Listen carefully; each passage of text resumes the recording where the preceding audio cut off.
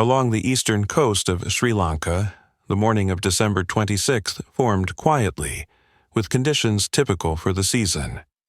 Light moved across fishing settlements and coastal towns in a predictable sequence. First illumination over shallow bays, then gradual brightening along narrow streets lined with shops preparing to open after the holiday. The Indian Ocean lay calm, its surface carrying low, rhythmic swells generated far offshore, but showing no unusual behavior near the shoreline. Fishing crews prepared gear, some already returning with early catches, others heading out on routine morning runs. Passenger buses followed standard routes between inland towns and coastal markets. Rail services operated on schedule, the line running parallel to the water in several sectors. Power distribution held stable. Load profiles reflected holiday-reduced demand. Communications networks, landline and mobile, carried their usual morning traffic. Water systems maintained normal pressure. Nothing in the built environment suggested deviation from a typical post-monsoon day. Along the beaches, residents walked the familiar boundary between land and sea, the tide receding at the expected pace, leaving wet sand that reflected the pale morning light. Small waves broke evenly. The air held moderate humidity but no instability. Inland, administrative centers prepared for the shortened work period that often followed holiday celebrations. Transport congestion remained low. The spatial rhythm, shops opening, temple bells, fishing boats moving along predictable vectors, matched long-established patterns. Ocean-facing buildings showed no structural stress, and coastal infrastructure supported routine morning livelihood.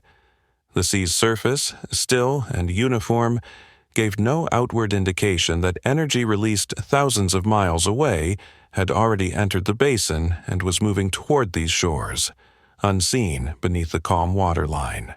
Before mid-morning, subtle deviations appeared along the eastern coastline, though none yet carried the clarity of warning. Tide observers in several towns noted that the receding waterline extended farther than usual, exposing areas of seabed typically covered even at low tide. Shallow pools formed in irregular patterns, leaving fish and shellfish stranded on wet, reflective sand. The behavior resembled an unusually strong ebb rather than a signal of incoming hazard, and residents treated it as an uncommon but not unprecedented sight. Fishing crews offshore reported slight irregularities in wave shape, longer intervals between swells, a smoother surface texture, and a muted acoustic field beneath the hulls, but continued routine movement. In monitoring centers located far from the coast, seismic stations registered data from an earlier event in the Indian Ocean, a long-duration rupture with magnitude beyond typical regional activity. The information circulated through international networks, with automated summaries noting the potential for basin-wide effects. Some regional meteorological offices acknowledged the signals, but lacked real-time oceanographic modeling systems to translate deep ocean wave data into coastal timelines. Within coastal settlements, additional anomalies appeared gradually. In harbors, boats resting at anchor pivoted at angles inconsistent with local wind direction, turning slowly as if influenced by currents deeper than the visible surface. Mooring lines tightened without jerking, indicating steady, subsurface movement rather than surface chop.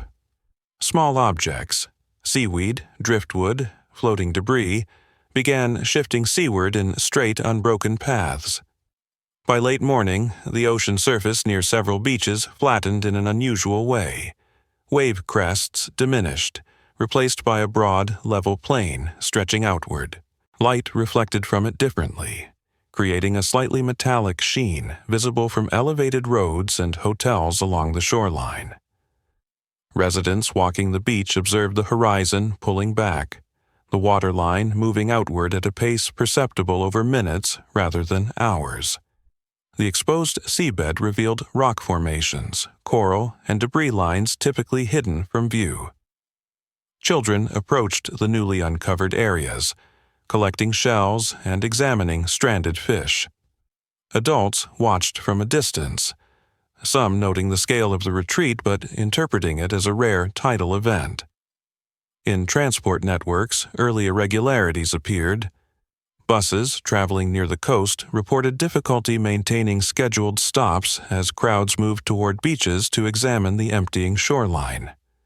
Rail operators noticed slight vibrations along tracks parallel to the sea, but attributed them to normal morning load variations.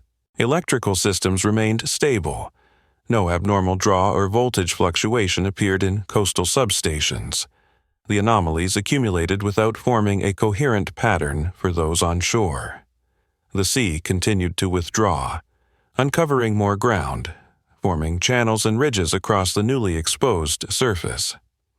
Remote sensing data, satellite readings, ocean buoys, recorded disturbances propagating through the Indian Ocean, but few of these signals translated into locally actionable information.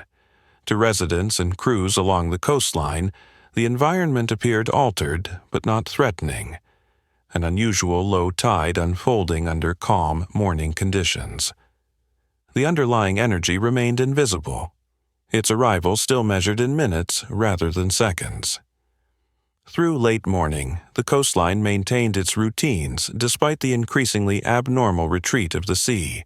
Markets along the beachfront continued operating, vendors arranging produce and fish in shaded stalls without adjusting for the shifting shoreline. Transport services held to schedule. Buses moved along coastal roads, navigating clusters of residents gathering near exposed seabeds. Shops facing the water opened their shutters fully, expecting increased foot traffic from holiday visitors. Hotel staff along elevated terraces observed the receding ocean, but interpreted it as an unusual low tide rather than a developing threat. Communication systems showed no surge in emergency calls. Power distribution grids near the coast maintained stable loading. Water pressure in municipal systems remained unchanged. Without official alerts, movement along the beach areas increased rather than decreased, as curiosity replaced caution. Families walked farther onto the exposed ground, exploring coral heads and previously submerged formations. Fishermen inspected long, narrow channels carved by the retreating water, judging whether equipment left offshore might risk grounding when the tide returned. Harbor personnel monitored vessels but issued no orders for relocation or withdrawal. Some boats rested at sharper angles as the seafloor became visible beneath them, yet the conditions did not resemble storm-driven anomalies. Along the rail line, running parallel to the coast, the morning express continued toward its next station. Passengers observed the exposed shoreline through windows, noting the unusual distance between the train and the water, but treating it as a visual curiosity. Operators registered no direct risk. Tracks remained stable, visibility was clear, and signaling systems operated normally. In administrative centers, staff reviewed morning reports that mentioned the earlier seismic event in the ocean, but lacked tools to translate the rupture into coastal impact projections. Bulletins circulated at low priority. No evacuation protocols were activated. The interior regions, removed from the shoreline, continued daily business without awareness of changing conditions at the coast. Some local officials received informal calls from contacts who noticed the exceptional withdrawal of the sea, but without precedent or confirmatory data, the messages were regarded as observations, not warnings. Coastal residents, accustomed to seasonal variability, interpreted the exposed seabed as an exceptional but benign phenomenon. Children collected stranded fish. Photographers documented wide expanses of wet sand. Small groups ventured deeper toward the horizon, where water had receded into a distant line. The absence of wind, storm surge, or cloud development reinforced the impression of safety. Inland transport corridors showed no disruption, and supply routes to coastal markets functioned normally. The environment communicated no urgency, The air remained still, waves absent, infrastructure unchallenged. Each system, transport, power, water, commerce, continued operating at standard capacity. The sea did not return, yet the coastline behaved as though it would, following a familiar cycle. With minutes remaining before the first wavefront reached shallow water, the landscape retained its ordinary pace. Normalcy persisted not by denial, but by lack of reference, as the approaching force remained invisible until the moment it would convert distance into impact. Just before midday, the spatial relationship between land and sea shifted in a way that no longer aligned with patterns of tide or weather. The exposed seabed, which had drawn residents outward, reached its maximum extent. Then the horizon altered. A line appeared, initially subtle, a slight change in texture where the distant surface no longer lay flat. It thickened as minutes passed, forming a horizontal rise that advanced with steady geometry rather than wind-driven irregularity. From beaches and elevated structures, observers noticed the distant change but lacked a frame to interpret it. The line grew taller, darkened at its base, and began to reflect light in uneven bands as it approached shallower depths. In harbors, boats that had been resting at awkward angles began rotating again, but this time under pressure from incoming water rather than retreating flow. Mooring lines tightened abruptly. Several vessels shifted sideways, contacting one another as rising currents pulled from below. Harbor staff noted the speed of the returning water and attempted to secure equipment, but the behavior no longer resembled the gradual return of a tide. Along the beach, movement changed as well. Some residents began walking back toward the shore, noticing the distant rise and the sudden return of ripples across the wet sand. Others remained farther out, still exploring exposed areas. Water first reappeared as a thin sheet advancing across the ground. Quiet, smooth, without foamy crest. It filled depressions in the seabed, flowing around rocks and channels. The sheet accelerated, becoming a continuous mass. Its depth increased quickly, covering areas that had been dry minutes earlier. Those still on the exposed ground found water reaching their ankles, then knees, in rapid succession. Inland, transport systems began encountering first signs of system-level disruption. Buses near the coastal roads slowed as larger crowds moved inland. Operators observed the ocean surface rising unevenly, yet no formal directive reached them. Rail operators on the coastal route felt vibrations transmitted through the trackbed as returning water pressed against exposed embankments. Signals remained functional, and without explicit hazard indicators, trains continued forward. Electrical substations near low-lying zones recorded fluctuations caused by sudden changes in ground moisture and saltwater intrusion at cable junctions. Inland service centers flagged the data but did not classify it as critical. The wave form itself approached with increasing definition. From elevated locations, its height became measurable relative to buildings and tree lines, a moving boundary of water several meters above normal sea level, not breaking, not curling, advancing as a vertical front driven by deep ocean energy compressing into coastal shallows. Airflow in front of it pushed dust and light debris inland. Sound emerged gradually, a low, continuous resonance distinct from wind or surf. The final minutes removed ambiguity. The horizontal rise transformed into a wall of water advancing faster than coastal movement could adjust. Water entered river mouths, reversing their flow. It spilled over breakwaters, surpassing their design limits as if they were not present. The leading edge reached the highest points of the exposed seabed, overtaking those still moving inland.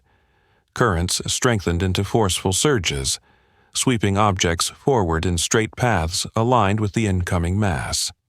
At this point, the coastline transitioned from routine environment to an active hazard zone, though no centralized system had time to restructure its response. Movement shifted from voluntary to forced. Crowds attempting to retreat inland found water reaching roads and low-lying structures before they cleared the beach.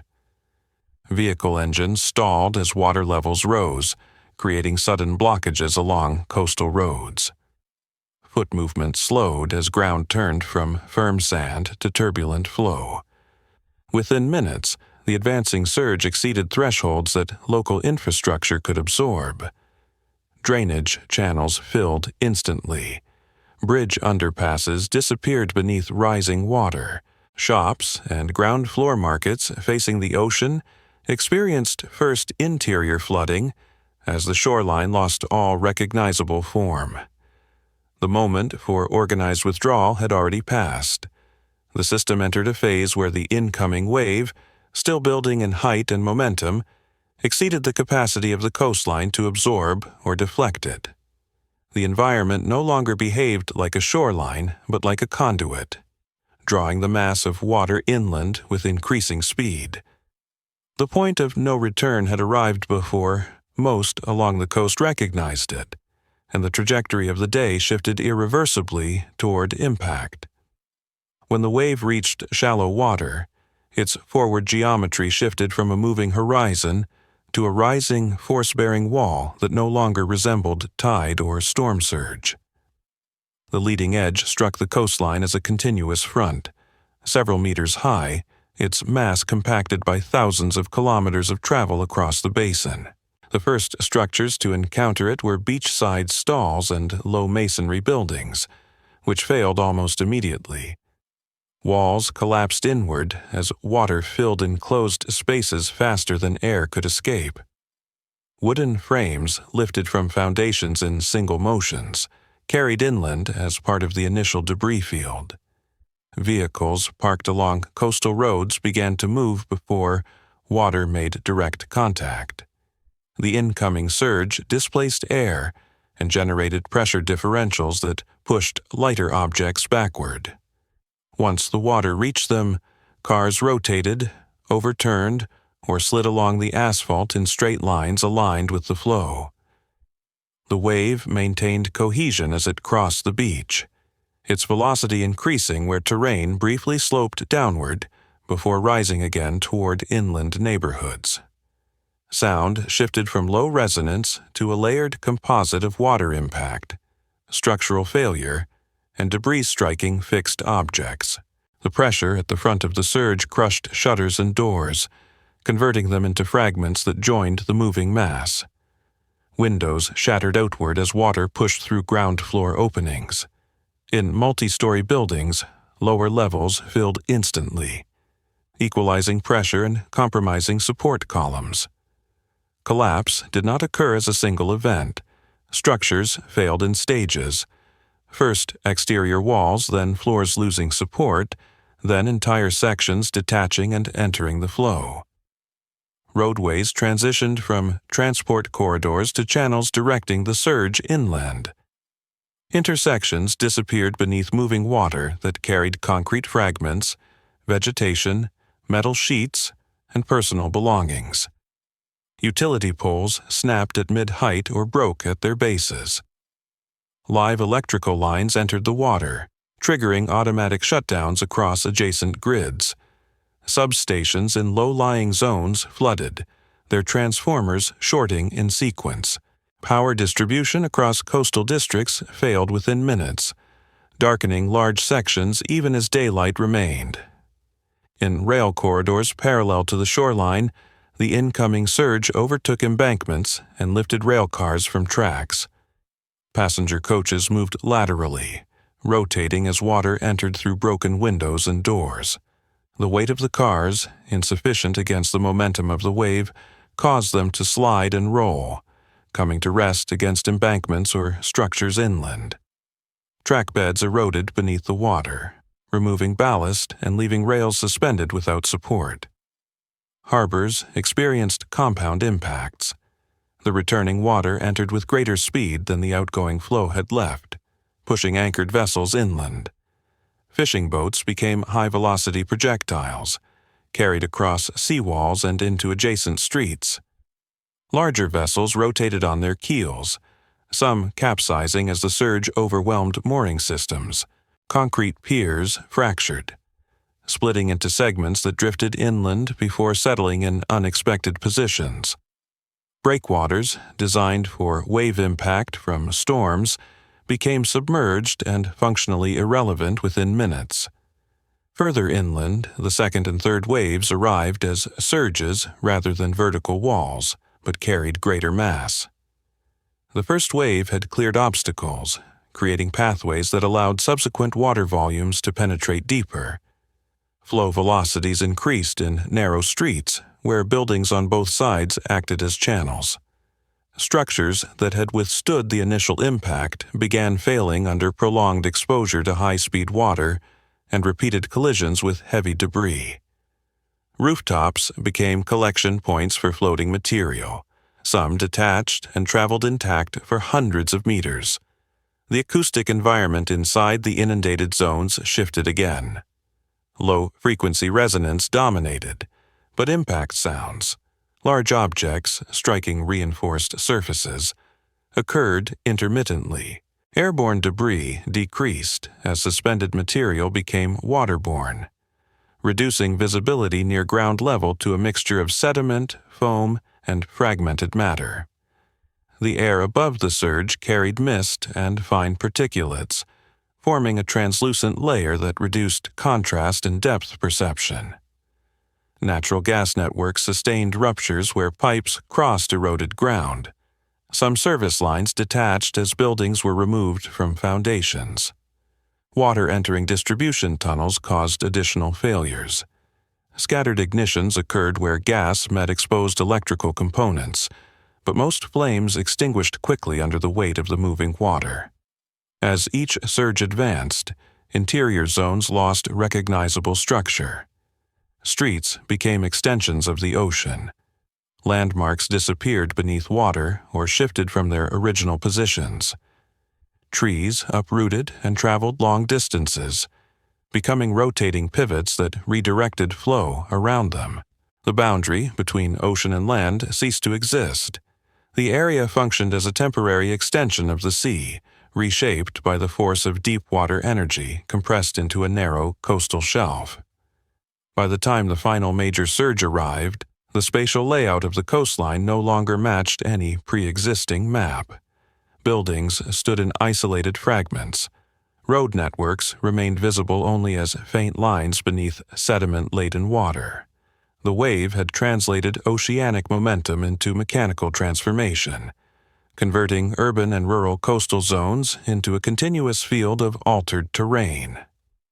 Each system, power, transport, water, communications, shifted from damaged to non-functional as physical infrastructure either submerged, detached, or collapsed. The impact phase concluded not with a final wave, but with the gradual reduction of forward energy as the ocean's momentum dissipated inland, leaving behind standing water, fragmented structures, and a coastline whose boundaries had been redrawn within a single hour.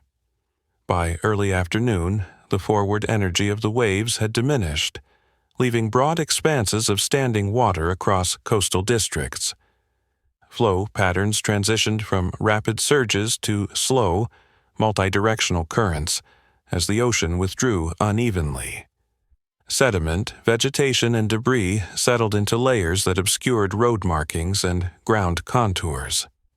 Areas that had been fully submerged minutes earlier became shallow basins, while nearby zones remained under deeper water as drainage networks failed under sediment load.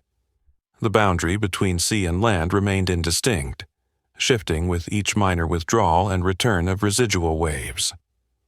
Coastal infrastructure registered system-wide failure. Power grids across low-lying sectors remained offline. Substations were flooded or stripped of components. Distribution lines lay on the ground or draped across debris fields, inactive. Water systems lost pressure as mains fractured beneath eroded layers of soil. Pumping stations near the shoreline ceased operation after electrical systems shorted. Drinking water networks became compromised by infiltration from contaminated floodwater. Communication systems exhibited widespread collapse. Mobile towers near the coast had fallen or lost connectivity.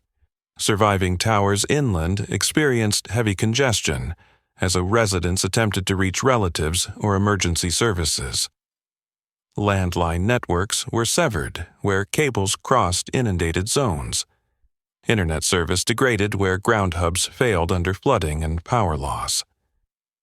Throughout the affected region, movement patterns were slow and fragmented.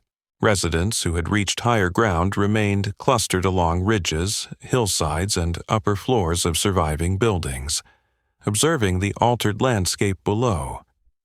Others who had sheltered in inland structures emerged into an environment where familiar spatial references no longer aligned with memory. Roads that once led directly to the beach ended abruptly in debris or open water. Bridges had been washed out or buried beneath displaced material. Vehicles rested at unpredictable angles, some partially submerged, some lodged against structures hundreds of meters from any road. Rail corridors lay twisted or covered in sediment, with carriages scattered along altered alignments. Emergency response began at the edges of the impacted zone, where roads remained passable. Local police, military units, and volunteer groups attempted to move toward the coast, but encountered stalled vehicles, collapsed buildings, and deep pools of water blocking progress. In many areas, responders proceeded on foot, navigating debris fields by estimating former street directions rather than following visible infrastructure. Coordination remained limited. Communication with coastal sectors was intermittent or absent due to network failure. Emergency centers inland recorded rising demand for medical assistance but lacked comprehensive information about conditions closer to the shore. Medical capacity reached saturation quickly. Surviving clinics and hospitals inland activated contingency spaces, corridors, courtyards, and unfinished rooms to accommodate arriving patients. Transport to these facilities occurred by improvised means, private trucks, tractors, and boats repurposed by residents. Inundated areas near the coast lacked functioning medical structures. Equipment and supplies were either lost or unusable due to contamination. Injured individuals gathered in dry pockets of terrain, awaiting assistance from responders moving slowly through the damage zone. As daylight continued, the scale of physical alteration became clearer. Entire neighborhoods were reduced to scattered foundations and fragments. Shoreline vegetation was flattened in wide arcs, indicating the flow direction of the wave. Boats lay far inland, some resting atop building remnants. Layers of silt-coated floors, roads, and open fields. Inland lagoons formed where water remained trapped without drainage paths. Fires smoldered in isolated clusters where electrical short circuits or ruptured fuel systems had ignited debris, though most flames were contained by high moisture levels. Information about missing persons accumulated rapidly. Local administration centers, operating without full communications, recorded names manually. Lists grew throughout the afternoon as relatives arrived from unaffected regions seeking information. Without operational databases or reliable mapping, locating specific areas or individuals remained difficult. Responders relied on visual cues, landmarks that had survived, road fragments, the orientation of debris lines, to guide search efforts. Aerial observations, when available, provided the first coherent spatial overview. Small aircraft and helicopters flying from inland bases identified the extent of the inundated zone, mapping areas of standing water, destroyed structures, and disrupted infrastructure. These observations confirmed the broad corridor of impact stretching across coastal districts, with uneven edges shaped by terrain and the direction of the incoming waves. The contrast between unaffected inland areas and the transformed coastline was stark. Normal traffic, intact buildings, and stable utilities ended abruptly at the boundary where the surge had reached its maximum extent. As afternoon progressed into evening, partial withdrawal of water exposed additional debris fields. Roads reappeared in segments, though heavily damaged and covered in sediment. Pools of water remained in depressions and building footprints. The ocean continued minor oscillations, residual waves entering and receding, but no longer carried the destructive force of the earlier surges. The coastline, however, did not return to its previous configuration. Sandbars shifted, river mouths widened, and channels carved by the wave persisted as new inlets. By nightfall, large sections of the affected region remained without power, water, and communication. Emergency lighting appeared only in isolated locations where generators had been transported or survived. Darkness covered most of the inundated zone, with only occasional movement from responders and residents navigating the terrain. Fires visible earlier in the day diminished, leaving plumes of smoke drifting low across debris fields. Mapping systems remained unreliable. Terrain no longer matched pre-existing grids. Search efforts continued by flashlight and portable lamps, constrained by limited visibility and unstable ground. The day ended without restoration of core systems or clear understanding of the full extent of impact. Coastal districts remained transformed. Structures removed, infrastructure disabled, and the physical landscape reshaped by the force of the ocean. The immediate event had passed, but the environment it left behind signaled the beginning of prolonged emergency operations extending beyond the boundaries of daylight.